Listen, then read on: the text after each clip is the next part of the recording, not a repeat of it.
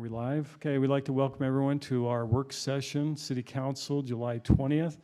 We have 3 council members at the moment with us, Council Member Bullock, Williams, and Jensen.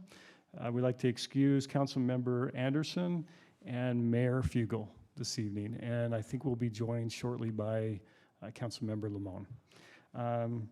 We have one item on our work session agenda, and it's by Director Beaumont, and so we'll turn time over to you, Director. Welcome, Councilmember Lamont.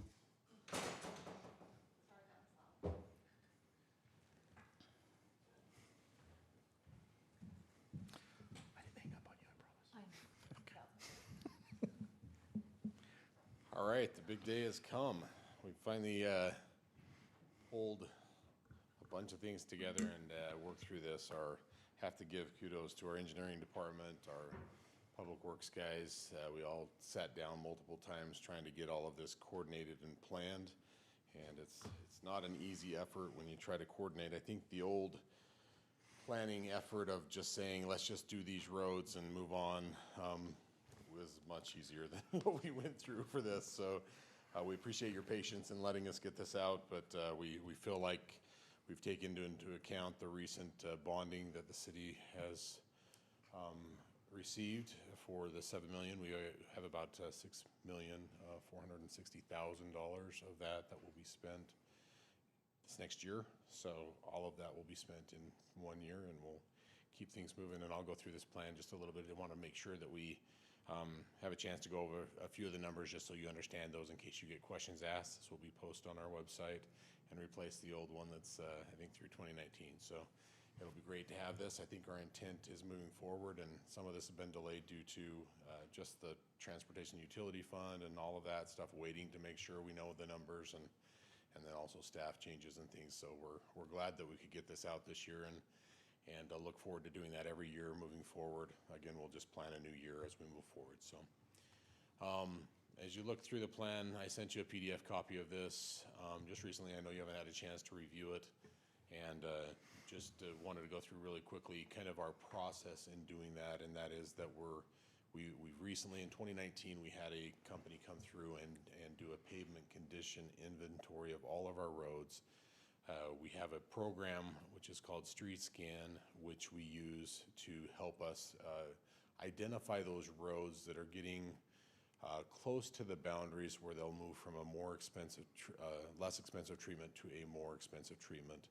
And with limited funding, we do try to focus a lot of our effort on those roads that are moving from that so that we're getting the best bang for our buck. If we're going to have to wait 3 or 4 or 5 more years for funding to be available and something goes from a $2 treatment to a $5 treatment, it's in our best interest to try to get those roads taken care of as much as we can. However, we also, as some of the goals of the plan is not only that, we wish we could just focus on that, but we also have the goal of making sure that we've kind of spread that out between we've got coordination with utility projects. We've also got to try to get that spread out between local roads and collector roads, arterial roads, and making sure that we're taking care of a majority of the traffic needs as we do that. So some of those projects we have to try to allocate and say this is a very important due to the amount of traffic that road sees, to make sure that we keep it in good condition, as it's a higher priority road for that reason. So we've done that, and I felt like we come up with a really good plan for that. This is an interesting spreadsheet that we add, or table that we added this year. That, well, I guess this was in previous years as well, but this kind of gives an overall summary of the funding. And just wanted to go through this really quick so that you understand how this works. Right now, we have about $2.5 million available in Class C funding to spend. We received the street bonding, which is now available for us to spend in the amount of $6,461,750. That's the total amount available right now. Coming up in the next 3 years, you can see there's a MAG approved funding. These are the funding amounts for some MAG projects that we've applied for and received funding on. This last year is one that is teamed with Cedar Hills. It's up on 4000 North by the new park.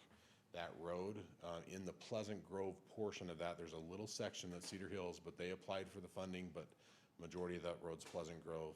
So that is some funding that we received and is planned in that third year to be completed.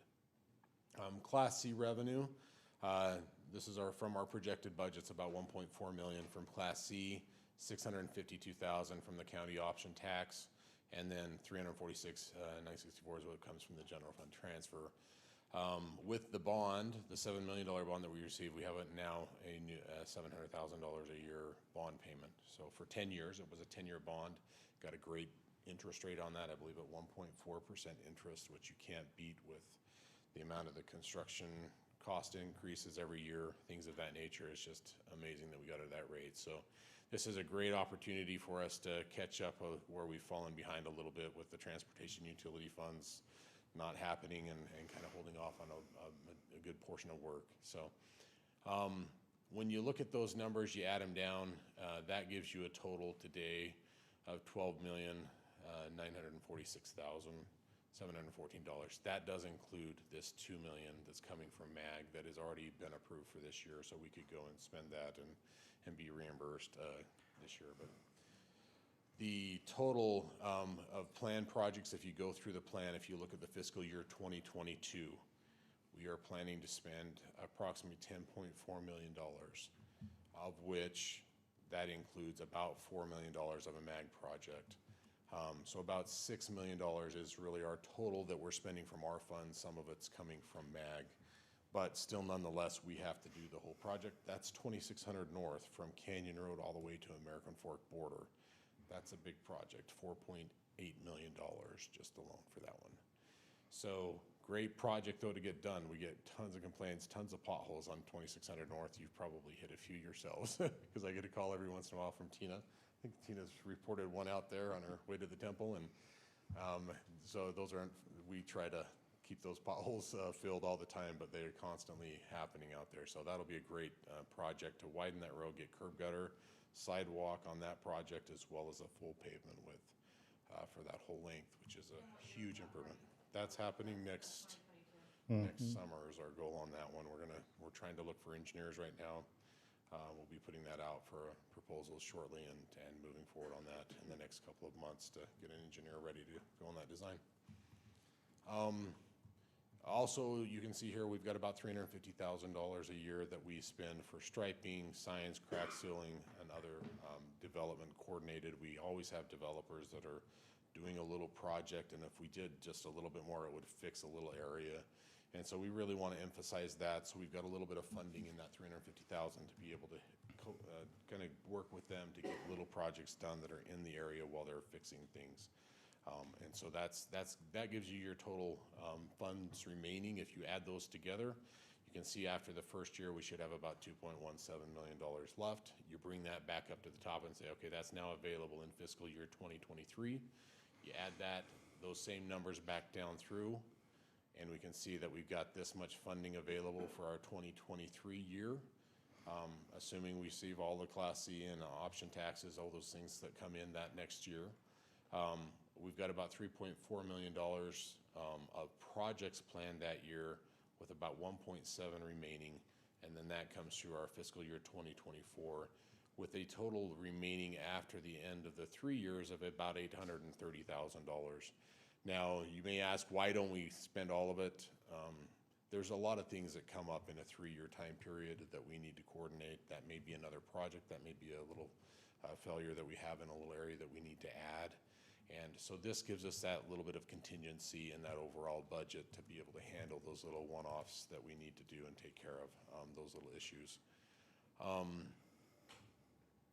As we started going through this, just want to put in a pitch there for our water as well. You know, we started looking at these roads, and there was a lot of roads that was in our first round of roads that we would like to do that had water projects. I think we ended up in the it was about $9.5 million. We were trying to plan that first round. We had about $3 million of water projects that had to be done in order to do those $9.5 million of roads.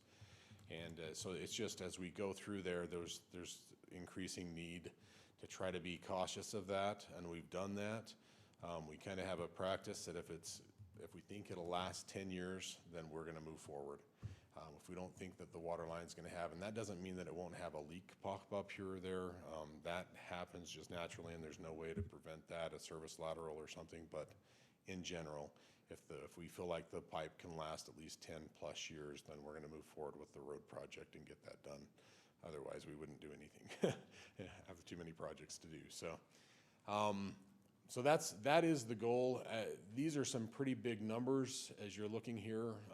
You know, $19.675 million in 3 years. That's a lot of money being spent on roads.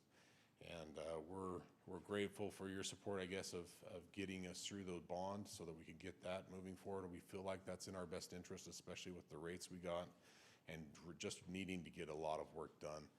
I think so McKenna Kirby's been running our street scan back there. You can wave your hand. And then Aaron and I, and then working with John and Greg as well, to get through this big plan. As she ran that the first time, I think if we looked at trying to get roads done the way they're recommended, was it 68 million? $62 million was what it, based on the recommended treatments from the program, it says, okay, this road's at this PCI value, and to get it up into a good value, we're at $68 million. So we're making some progress. What'll happen is every year those continue to degrade, and we have to take that into account. And some of those roads that are, you know, if we could get fixed now, would be cheaper to do now than later. But at the same time, there's just not available funding. It's not reasonable to really get there all in 1 year. But hopefully 1 year we'll be able to get that 20-year plan of getting to good roads back into our thoughts and progress moving forward to where we could maybe get a budget where we can make progress every year, a reasonable, substantial amount of progress every year, and that would be a great thing to achieve. So before I move on from here, I'm happy to answer any questions about this overall table. I think make sure that you realize that we are in this project. These are city projects that we will be planning, designing, and doing, but there is $5.6 million in that budget that's coming from MAG and our regional transportation planning. And that's taken effort in putting those forward to the committees to get those approved, and taken a lot of effort to do that. But that's a great thing to be able to handle. 2600 North, that's a big project to get taken care of, and then 4000 North. Some of these regional planning projects are great to get taken care of with that. So those make a big impact. If we had to do 2600 North, that'd be taking a majority of the $6 million that we just received. So it's a great thing. So, but any questions that you have? Council, do you have any questions? I have one, Marty. Yeah. The software, Street Logic? Street Scan, is that I think we talked briefly, that's a different one that was used from the last time we went through, right? It's supposed to be better, is that correct? So it's a lot more user-friendly for sure, and it also coincided a lot with the way that we had set up the programming previously. So the way our plan is run, it handles it very well. So Cartograph was the first program modeling that we used, and we ran that for about 4 years. It ages the roads based on their age and how much they should degrade and those types of things. So we'll be able to now kind of use that moving forward, and it's a great tool for us to use to evaluate roads and make good decisions.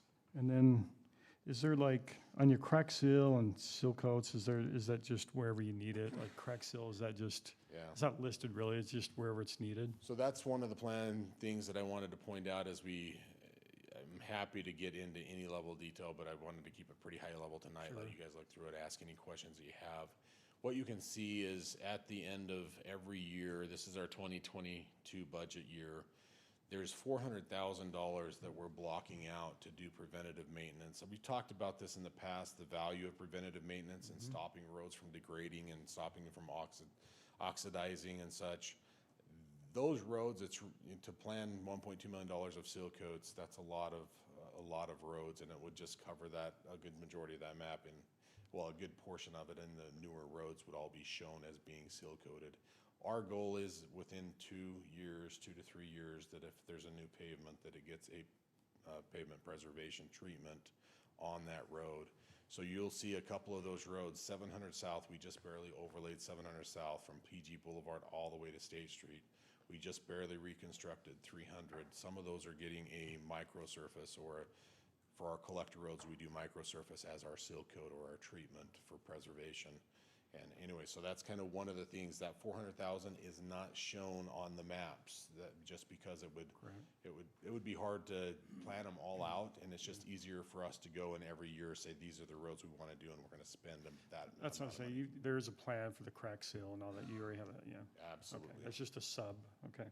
Yep. Okay, any other questions, council? Okay, Get her done, get her done.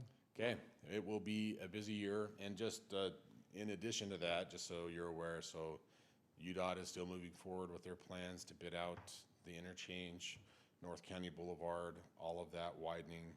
So we're gonna have quite a bit of construction going on this next season. It's gonna be a busy, busy construction year, and people are gonna be unhappy for a year, and then hopefully it'll lighten up the next year. Wish we could keep going, but it'll lighten up the next year, but it should be a busy construction season for sure. We'll remind them that they complained a couple of years ago. And so just wait another year. Just remember, as soon as we get them done, here comes the speed questions for the chief to take care of. So. Yeah, So potholes have been keeping the speed down, so now they raise right back up as soon as they get. Marty, I have one last one. Yeah. 13, is it 1300, the off-ramp, is there any movement on that, or yes, no? Out there? So, It's on Yeah, the- west, yeah, to help, so are we talking about the out by the new freeway, interchange? yeah. The new interchange concept? Mhm. They are currently in an environmental process for the whole revision there of the frontage road concept. So yes, there's movement moving forward. They have to get through the environmental before they can go to funding. I've still heard the 5 to 10 year window as far as getting that taken care of. That being said, I think that the improvements that they're currently planning are substantial. There's about $10 million being spent to widen and accommodate the intersections. There are additional turn lanes, additional increase to capacities. And I think that those goals will be met based on all the modeling. It's not going to solve the problem for 20 years, but it'll solve the problem for 5 to 10 years. And then we'll be hitting that bigger project, which will be kind of a final solution. So Marty, thank you. you're welcome. Long time coming, we appreciate it, thank you. Good work, huh? Good work. Okay. Can I we'll just move on. make a comment real quick? Yes, Yeah, you guys recognize this is a ton of work. a lot, to- yeah. I mean, we get this nice little fancy document, but there's all this stuff going on behind the scenes. But I do just want to reiterate, Marty and his staff are really good about tracking down these MAG grants. So $5.6 million in MAG grants coming to our city in the next 3 years. That's money now that we don't have to come up with as a city. So it's fantastic that they were able to do that. We have the accompanying infrastructure that needs to be done as well in regards to these roads. But this what do we figure, $19 million in the next 3 years? Or no, Huge. 17 million, almost 18 million. We'll round up for you, we'll round up for you.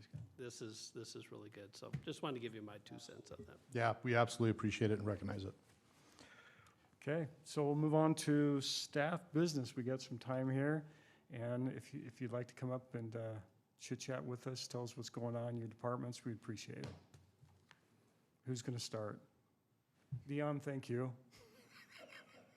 We're gonna start from the front and go back. Yeah, Yeah. yeah, I'm sorry, Dion, I'm just, Just, I still want to matter of hear fact, I from think you. we can hear you. I just don't Well, wanna hear maybe we from need you. to have him come to the microphone so that their residents can hear. I just If they're have to going to give, speak, they need to come up. I just Yeah. have to give Dion a hard time, sorry.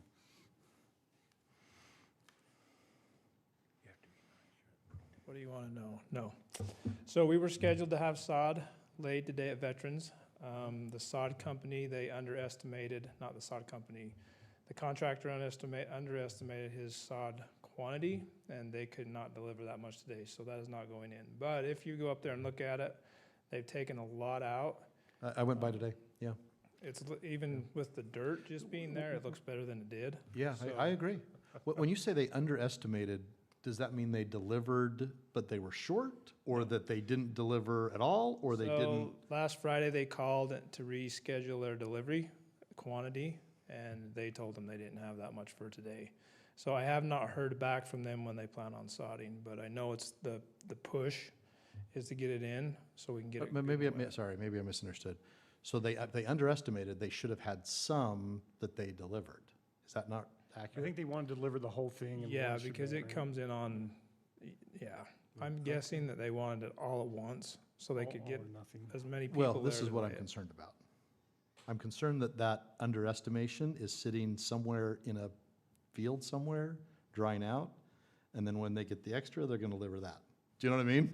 Yeah, it better not be that. Because they'll be My reordering guess is new they sod. have other projects.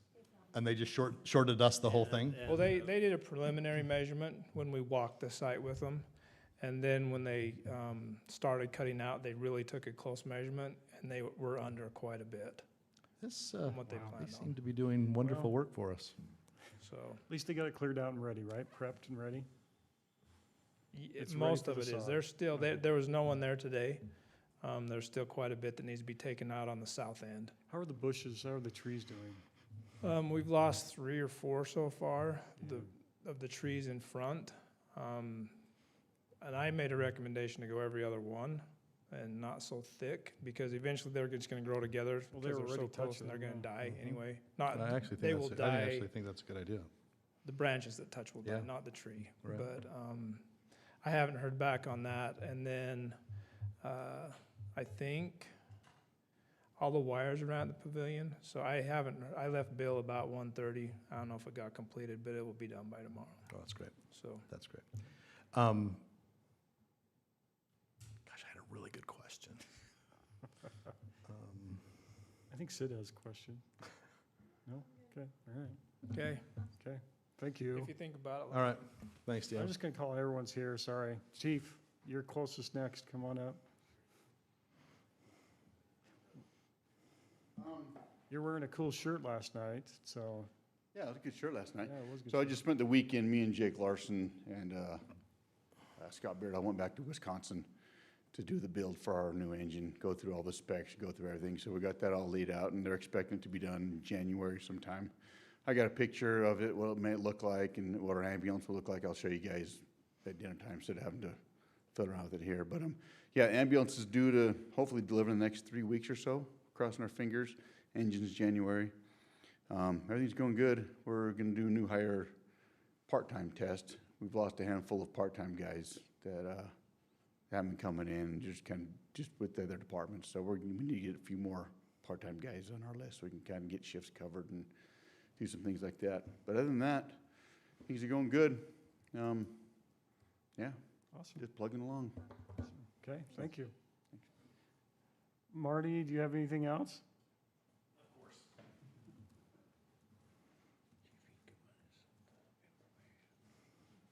Just a quick water update that you might want to know.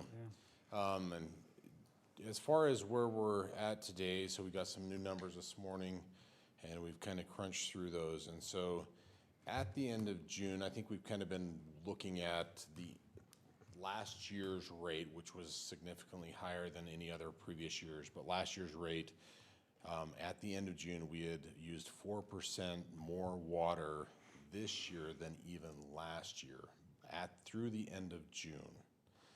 So the good thing is now through today, we're showing that we've now decreased that, so we're 1% less. So that means there's a 5% difference of water usage over that time, which is a good sign, right? It's going the right direction. We're working on some final numbers.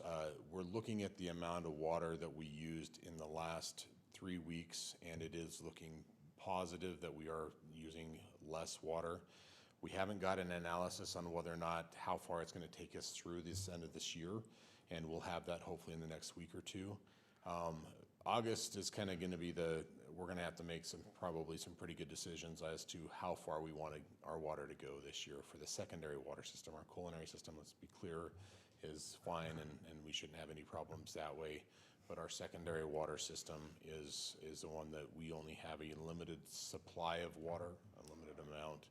And that, when that runs out, we don't have any more to call for that's owned by other cities if there is any water left in Deer Creek. So anyways, just to be aware of that, I got a report today, our American Fork River diversion, we're currently getting 3 second feet of water, which is that's the amount that we got, I think, in September of last year.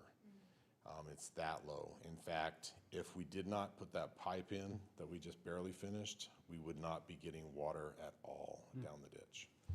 So it loses about 2 second feet of water in that section of ditch that we piped, and we only had 3 second feet available. So it's a huge, I guess, blessing that we got that done this last year, so that we can provide some amount of water to the irrigators out there, and we also benefit from that slightly, not as much as we would like, but at the same time, what goes around comes around. We've got to help everybody get through this drought season, and so it's going well. But it is a very kind of dire situation out there, definitely out of American Fork River.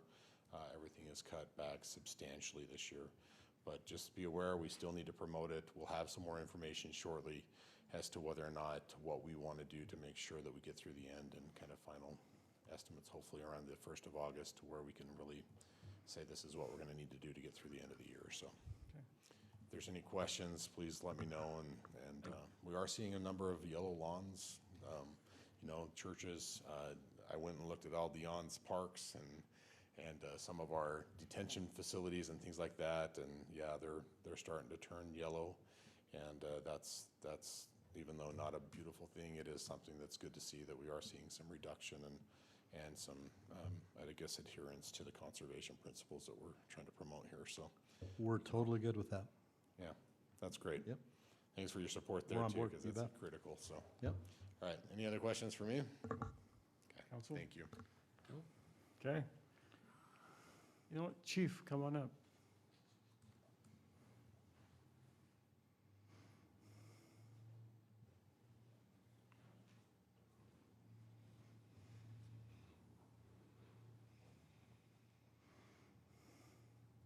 I don't really have a lot for you. We're just busy, working hard.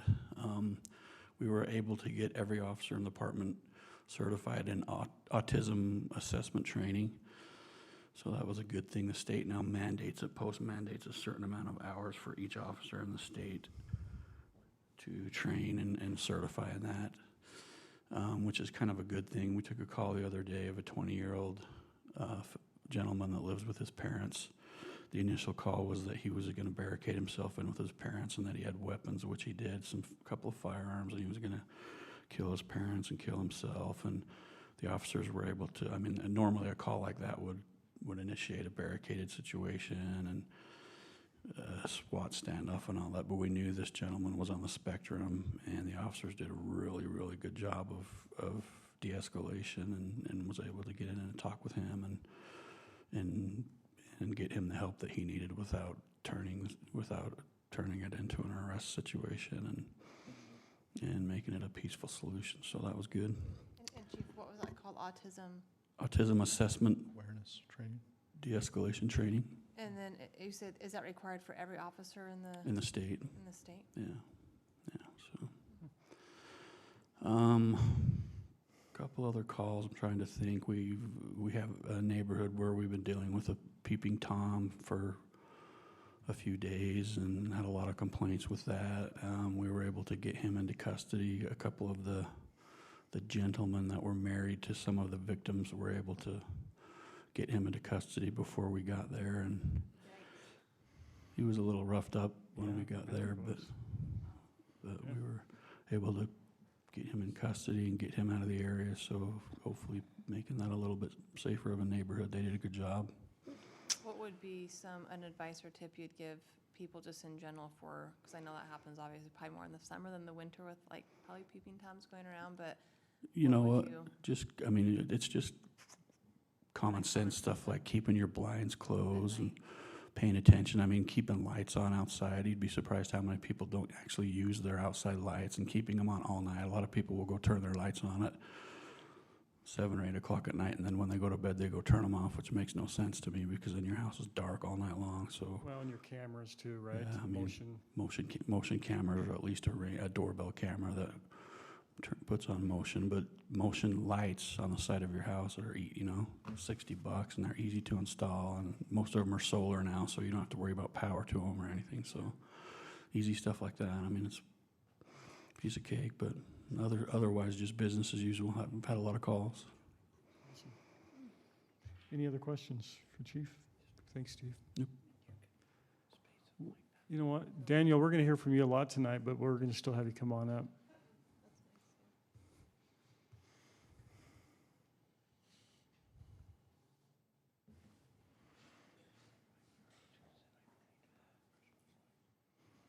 So, I don't know if you guys remember when we were talking about a way to make a report for code enforcement. So you guys were getting a report with like just numbers and letters and stuff like that.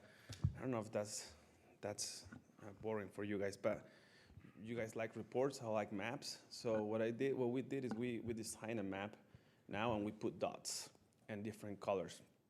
So we worked on that map last week, and it's not, now we have to put all the data in there, but that's what you guys gonna get. Now you're gonna get a link. You guys can click on that link, and you can see the entire city and exactly the location of the cases that we're working on. And each color is gonna mean something different.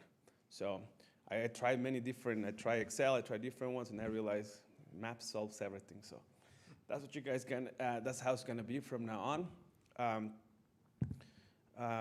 We're posting a new position that is going to be in my department. It's going to help us out track applications. I have some goals in regarding to the time frames of how long should we take to review an application. So this person is going to help us a lot managing that part. What is the software you're going to use? Pardon? What is the software the applicant tracking system?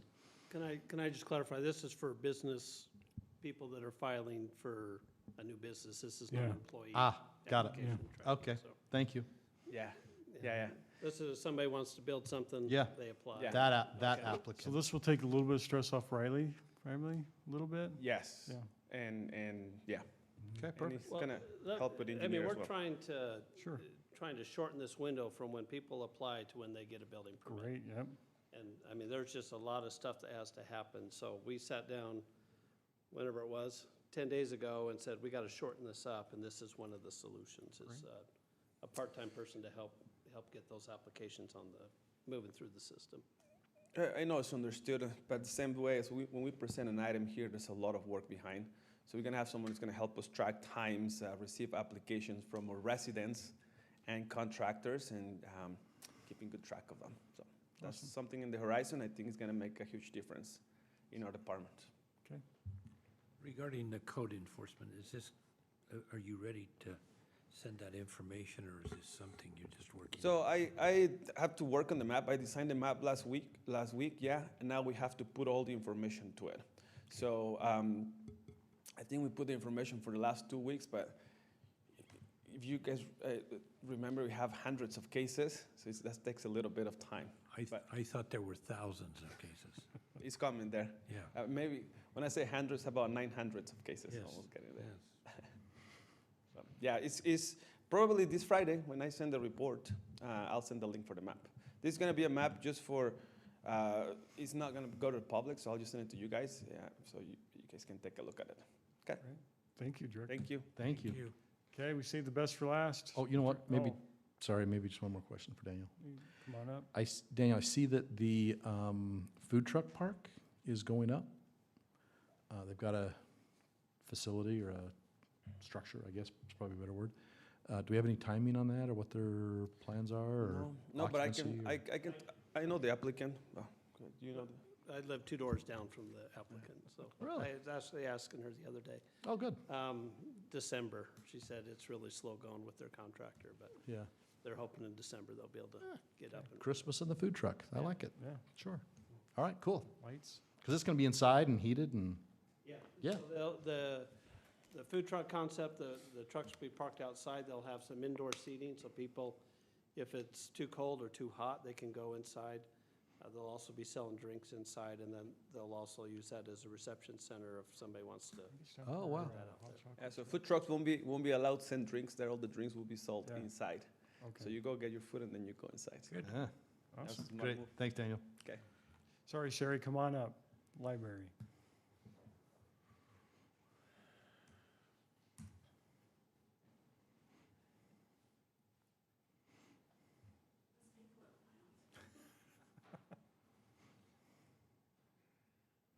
Well, not a whole lot to report. We did hire 5 new part-time people, Wow. so I'll bring them. Oh, Are yeah, those new hires or replacements? New re- FTEs or replacements? replacements, Okay. yeah. Because we had a lot of people quit over the last little while and just didn't replace them because we weren't as busy and weren't open as many hours. So now we're catching up. So it's a lot of training, but I'm excited about them. They're great. That's awesome. And the Historic Commission did a Rose Garden walking tour, which we didn't get a ton of people. It was crazy hot. It was last Monday evening and, 90 degrees when we were doing it. But Laurel Cunningham has made a booklet, if you haven't seen it. That's awesome. It is. It is and, awesome. and on a cooler night, it would actually be a nice thing to take your family and, on a Sunday evening or something when you need Yeah. something to do. Because there's a lot of cool stuff there, and she has detailed out what it all is. So not a lot of people, but it's still a pretty cool thing. Yeah. And that's it. Awesome, thank That might you. be something, a fun activity for the Heritage Festival. Yeah, If they'll you already they'll have them out. Okay, And we They're will trying to have, sell them, they'll try to sell them at that. but even Because I think they ordered another, well, that's the Strawberry Days one. oh, that's a different one. Oh, Yeah. that's, yeah. but even Laurel's been doing the- busy. But even doing the walking tour during the Heritage Festival. Oh, might be sure, yeah, kinda that'd be fun. great too. Yeah, it's kind of a self-guided thing, but Yeah. we will have people Yeah, that'd be over really there this time because Heritage Festival's growing, so we're planning to have some More over there. things over there Oh, too. That's awesome. Yeah, so Heritage Festival's going to be fun. I'm Yes, excited. yeah. Awesome, thank you. All right, Scott, do you want to touch base on some of our agenda items? Well, just real quick, a couple planning items. Yeah. I just sent you an appointment for our city pool party. If you remember last year, due to COVID, we did a drive-in theater at Water Gardens, but we're going to go back to our original venue, which will be at Veterans Park. So we'll do, this is Monday, August 2nd. Like I said, I just sent you an appointment for your calendars. And that will consist of dinner, and then Public Works usually has the candy cannon Oh, that's for the kids and maybe a few adults. And then we'll swim for those that want to swim that evening.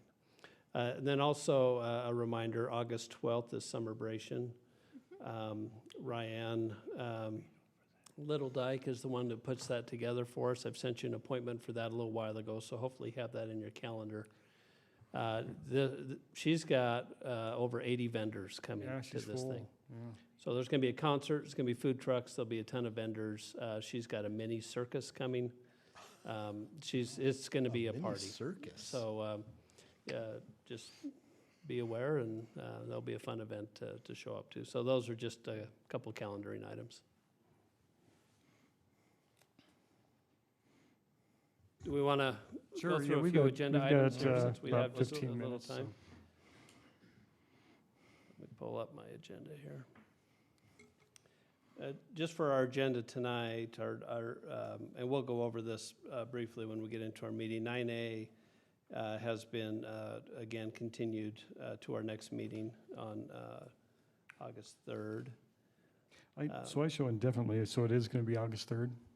It does say indefinitely on here, but we talked about it in our staff meeting today. We'll have it August 3rd for you. We've postponed that one twice, and we're just trying to tie up the loose ends on that. But Okay. it is a public hearing, so we need to make sure it's noticed properly.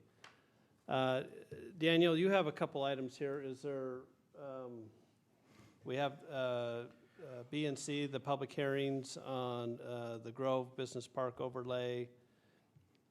You want to, you ready to present on that? And we'll just give or maybe we should wait for Daniel Thomas to be here for that one? Is that? Yeah, why don't you give us a preview?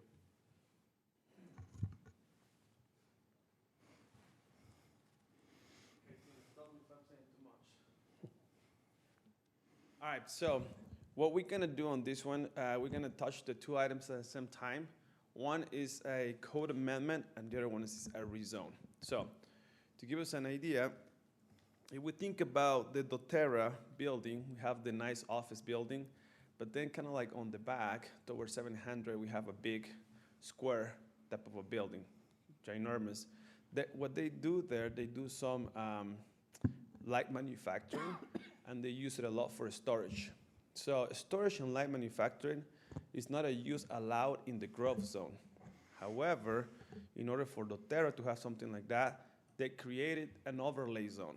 So when we take a look at the map, that area it has an overlay zone. It's called the Growth Business Park. The difference between the Growth Business Park and any other zone is light manufacturing and storage. Okay, so what we're doing is like we have a big interest from applicants, not just from Daniel Thomas, but from multiple applicants to apply that overlay zone to different areas in the city, right? Because what happens is when you allow manufacturing and light manufacturing and storage, you pretty much give what people call flex space, and flex space is pretty hot in the market right now. So a lot of people want to apply that to areas in the growth.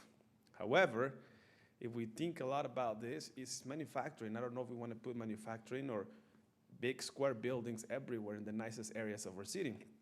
So what staff did is we wrote down a couple of design criteria to that zone, to that overlay zone, so you cannot build anymore those big square buildings. Now there has to be some separation, there has to be some difference in height, and that's what we did. So that's what the code amendment is, and we may go really quick over the detailed parts. For example, one rule is that instead of having a big square and the facade is just a big facade like this, every certain feet you need to have like this type of differentiation. So some on the front, some on the back. Same with the roof. Instead of having a flat roof like this, every certain number of squares, one of them needs to be taller than the other one, and so on. And for example, on buildings that are along the boulevards, which we want to keep those, the best buildings, we require 50% glass. And that helps a lot with the design. So that's what the code amendment is. And then the rezone is, in this case, the applicant, Daniel Thomas, wants to apply that to a portion of the land that we recently annexed. You guys remember next to the BMW, that big piece of land? So the front part of it is he's thinking on developing that piece of land. And the back portion of it that doesn't have frontage to a big avenue, a big road, he wants to apply that type of overlay to that portion. I think it's about 7 acres, something like that. We'll be more in detail when we talk about that. I think 6.93 or close to 7 acres. So that's what that item is. I don't know if I explained it enough without going into the details. Was that okay? All right, so that's what it is. Awesome, thank you. My pleasure. You want me to go over the other ones? Well, I'm trying to figure out the best way to do this, because I know with our planning issues, they're a little more detailed than going over some items. Just looking at the agenda here, we could potentially cover, Marty, would you be able to cover the development agreement with Drew Armstrong? And then if we have enough time, would you be able to cover our policy and procedures on the harassment? So this is items 10, J, and K on your agenda. Okay. So we'll give you the background on this in preparation for our meeting. Okay. What items you say, just J, right? 10J and 10K. K is the, Oh, this is just 10J. okay, yeah. Marty's going to handle Yeah. 10J. I think it would be helpful to have a map, so I'm gonna just go ahead and attach here and show you a picture. So we're dealing with the property right next to Pro Digital on Main Street that Drew Armstrong is looking to develop. He's got some concept plans that he's looking to move forward on. And we've seen those, and one of the big issues is parking. And we had the same issue, if you remember, I think it was called 45 South Main building. And they came in and asked for a cross-parking agreement. And through a development agreement process, essentially, we gave them the option to use 7 parking stalls to be able to meet their parking needs. As we all know, there's some parking issues in the downtown area that we've talked through. Daniel's talked through it many times. And so this is just a matter of being able to work with Drew to do that. And in this development agreement, he has agreed to actually, in this situation, we didn't ask for payment in the previous one, but this one he is agreeing to pay the city. I believe it's over a 5-year period, $10,000 per year, $50,000 total for this agreement. And so essentially, the development agreement gives him the right for some parking stalls. And let me just show you those really quickly on the map here so that we're kind of in the same boat of what it is. We are working on getting this resurfaced this year, lighting hopefully this next week in the parking lot. But there are currently the 7 stalls that were originally given to the 45 South Main building here was the 7 stalls that are starting at this entrance here and 7 stalls this way. When we restripe this, we believe we can get about 15 stalls, which would be able to accommodate the 7 stalls and then the additional 8 stalls for the building that this old home would be demolished in that concept. A new building, I believe it was 4 stories, or is it 3 stories, Daniel? 4 stories? 3. I thought he changed it recently. Is it 4? I think it's 4. And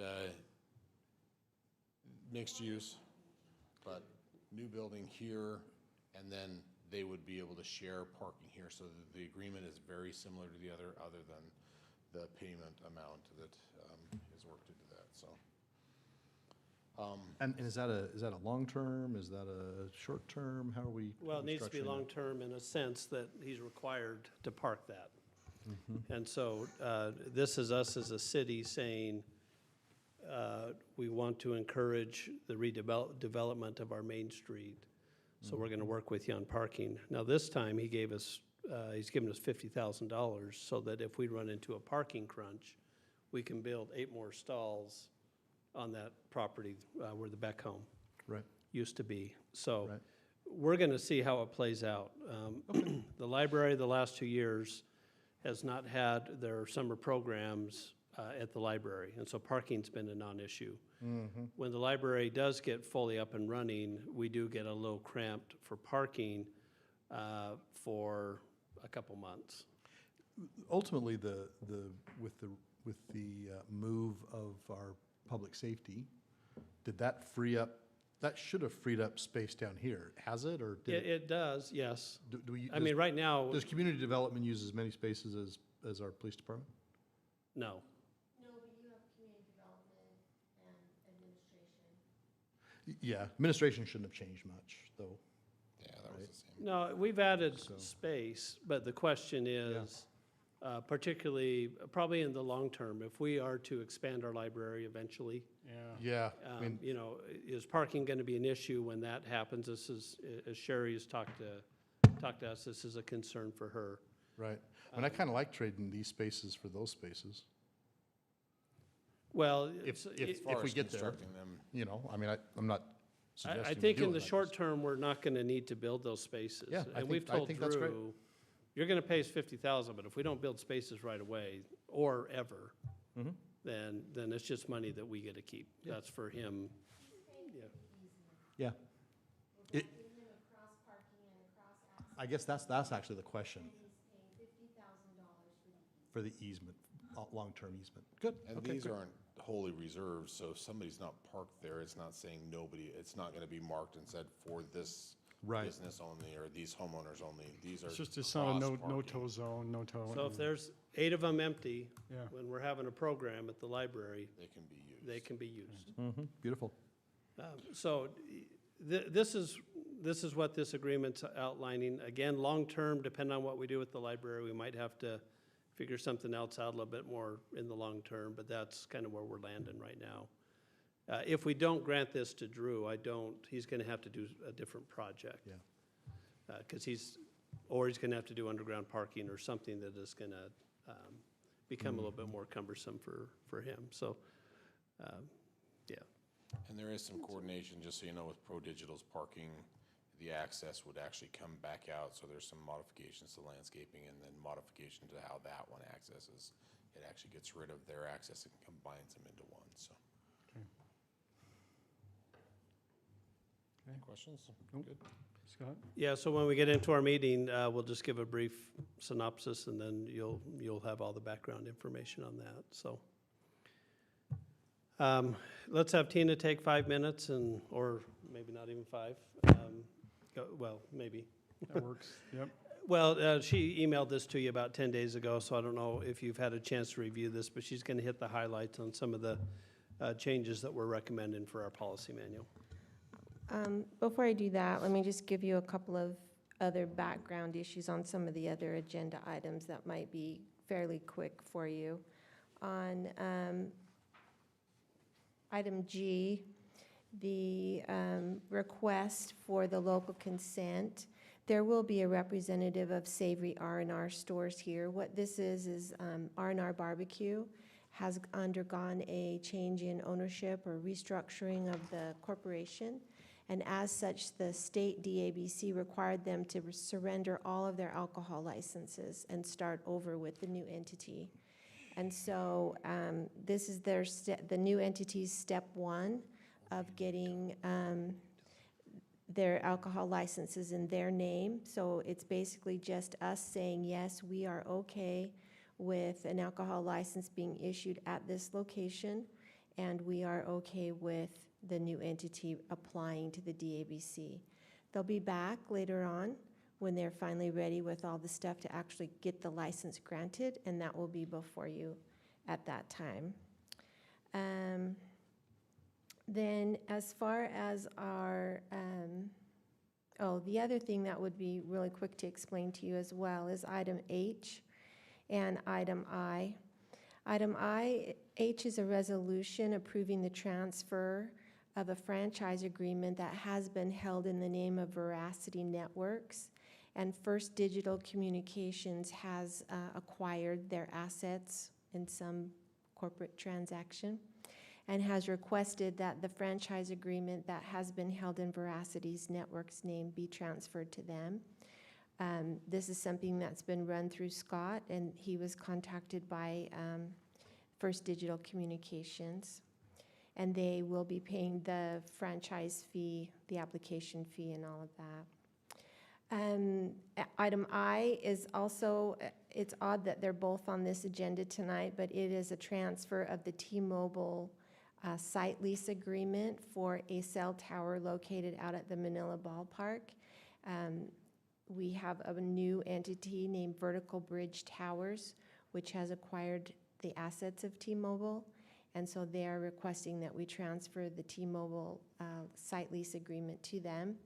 I do have information from them. They submitted a whole packet to Denise. They have given her are requesting information from her on how to take over the payments, the lease payments every month.